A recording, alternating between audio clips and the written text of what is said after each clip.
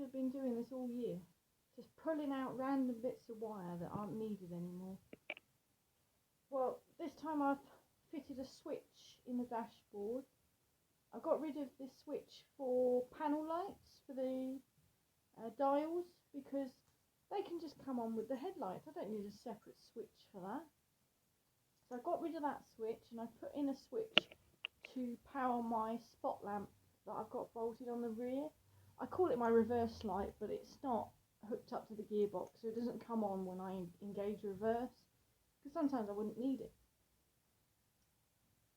I've also put another switch, or I'm putting in another switch for the interior lights. I've already put in 2 LED lights in the roof, but they're coloured purple.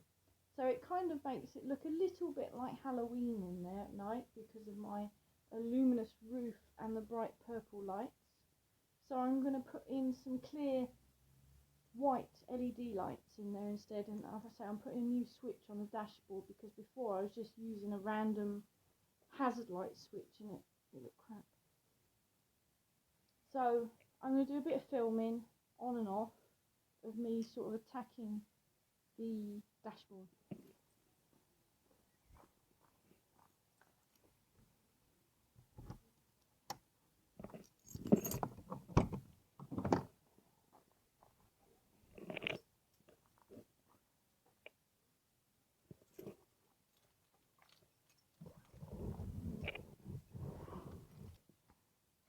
Right, I've already done some work. I've unscrewed the dash. There's a bit like a spaghetti junction in there. There's wires everywhere. But I'm in control. I know what most of them do and where they go.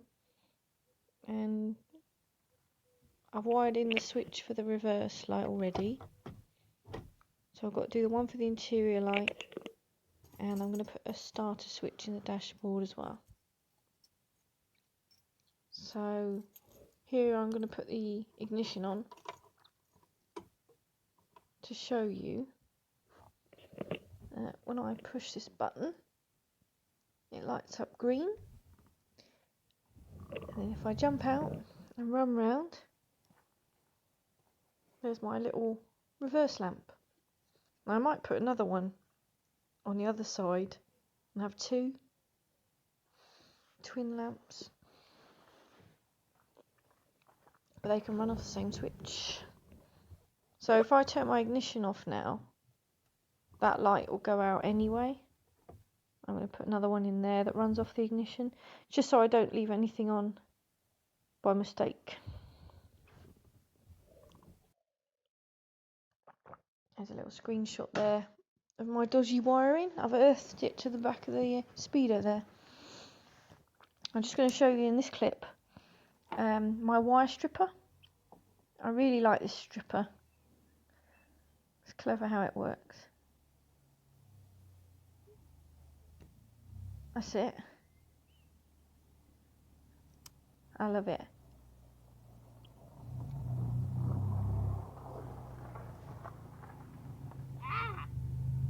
Really?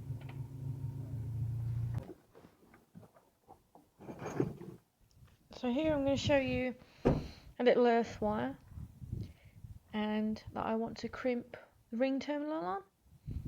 But as you can see, the wire is a little bit long, the exposed piece of wire that I've stripped. So I just get the cutters, just snip or trim the very end off, just to get it to the right length.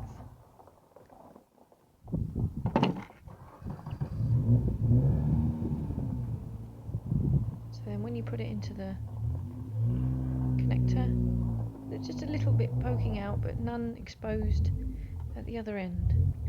So these are my crimpers. I love these crimpers.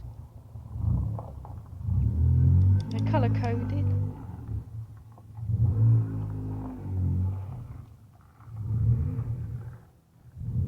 Get it in there ready. Get that. So there's just a bit of wire just poking out there. And then 2 hands, give it a good squeeze.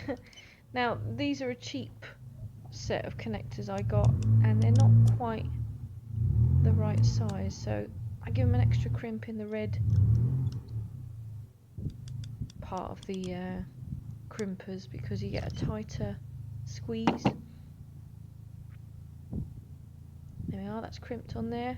Give it a good pull, give it a good tug and make sure it's not going to come out of there.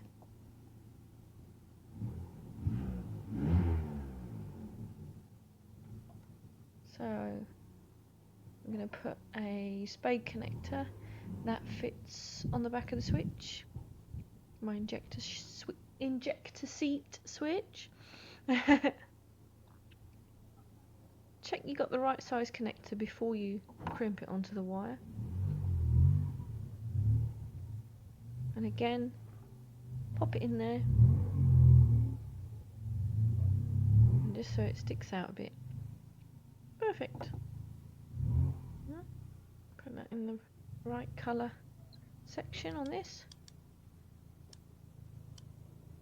You can use pliers and things, but these crimpers are great. You get 2 hands on and give it a good squeeze. There you are. Give it a good check.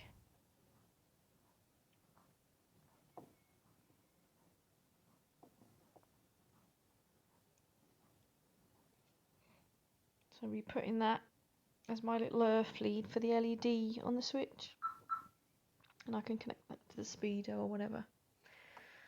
As an added extra when doing wiring, you can use this stuff. It's called shrink wrap or heat shrink.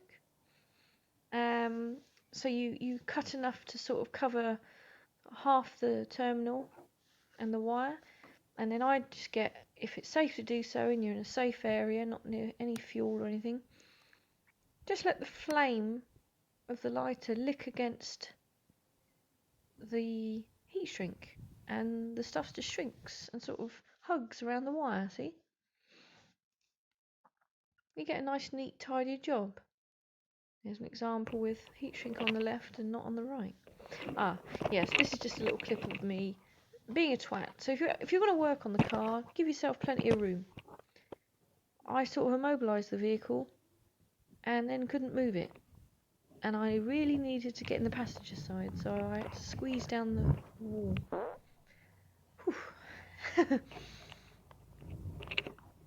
Yes, this is my interior light switch.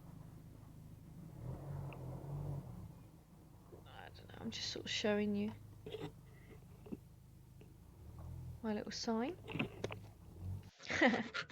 Oh yes, that was enough of the interior light switch. I couldn't be bothered to explain it all. This is me filing a hole out forever, because I want to, well, I've removed the infrared switch, which obviously doesn't do anything anymore, and I am putting a starter switch in there. Yeah, that's to show that I'm just filing it by hand. I've got no sort of guide or template. I'm just filing and filing and filing until the hole's big enough to fit a switch in. I'm not proud, you know.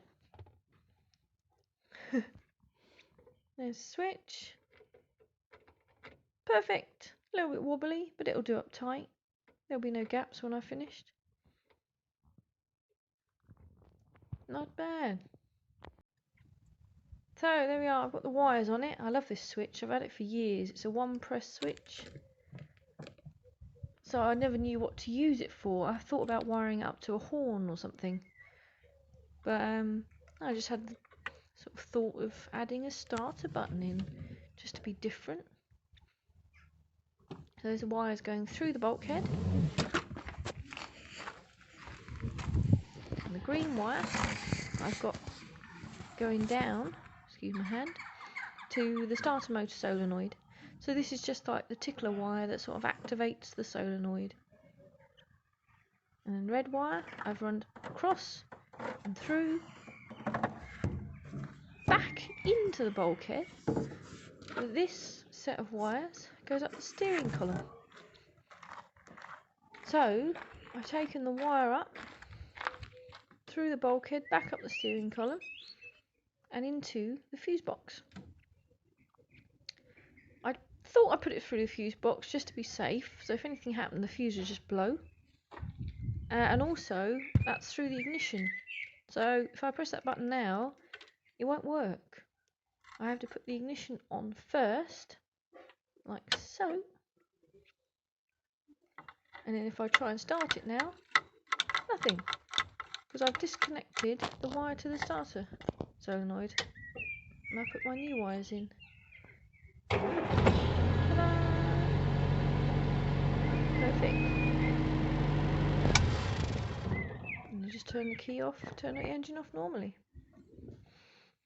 So this is the dash all back together, all screwed in.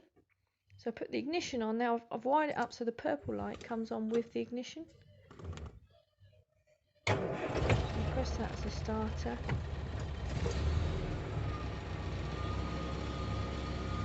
And if I put my green light on, that means the fog light's on, or rear reverse light.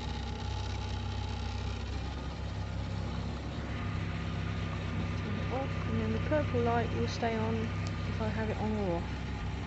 Because I figured when it's dark I'm going to want to find the interior light switch, so I thought, oh, if I leave it lit up I'll find it in the dark.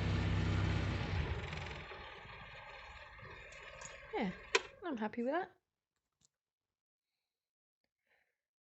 Oh yes, if you look carefully, I've soldered a wire onto the fuse box and I've soldered a wire onto the back of the indicator stalk, because turn the ignition on, and if I indicate, it makes a horrible noise. Yes. Well, the amount of times I was leaving my indicators on was mad, so that's why I put that there. Well, I hope you found this video a little bit interesting, and thank you for watching. Bye.